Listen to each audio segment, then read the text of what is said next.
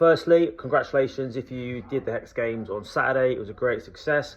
Well into the winning teams. If you haven't done it before, get involved. It's a really good fun. All ability. It's really good community spirit there. So I'm going to talk to you about week 4 of the second phase. So we're at the end of our second phase. It was getting quite punchy now before we go into our last 4-week block up to testing. So here we go.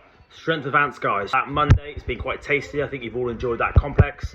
It's our last week of thrusters, so we're doing our 2 thrusters into 6 barbell front squats. Really test it on those 2 initial thrusters. If your front rack mobility has been letting you down, that is a good goal for you going forward, just to really work on that lat range of motion and the wrist range of motion, and just a bit of that front rack strength. So ask the coach for a bit more help on that one, but that should cross over well to front squats, thrusters, cleans, that kind of thing. Monday going very heavy on the bench for that final week in this phase. Again, we've got that kettlebell alternate clean. We've been using a lot of kettlebells in this phase, so it's a lot of stability work. If you've been struggling in terms of your wrist comfortability or a bit of rotator cuff pain, you just have to really control that kettlebell, keep it close to the body. When I'm coaching a class, I make sure that everyone's slowing the kettlebell down on that rotation, bringing it into this nice V shape.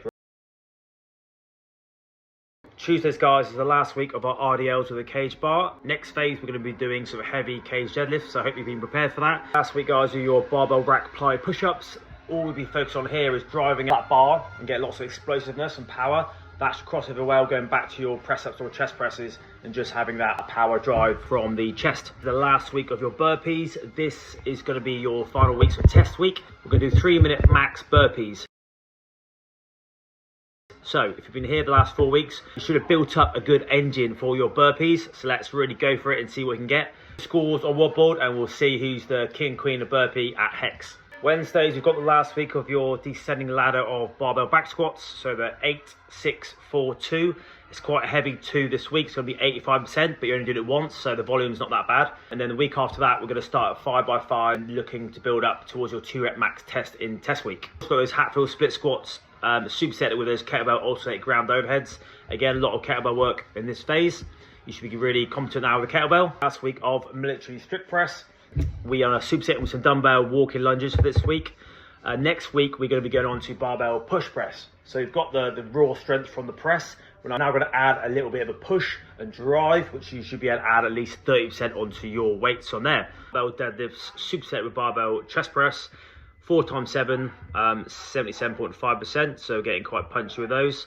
The rep ranges are around about 6 or 7. So you should be probably having max 1 in the tank, but near enough failure. So especially on that last set, I want you to really push to failure on that 4th round, but the first 3 rounds maybe have 1 left in the tank.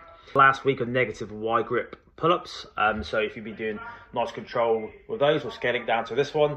You should have really seen some strength gains on that one. We'll cross over into wide grip pull-ups the week after. A lot of pair conditioning sessions at the end of these programs this week. So yeah, have fun. Any questions, DM me. All the programming is on one board. If you need to look ahead, do so, and I will see you on the gym floor.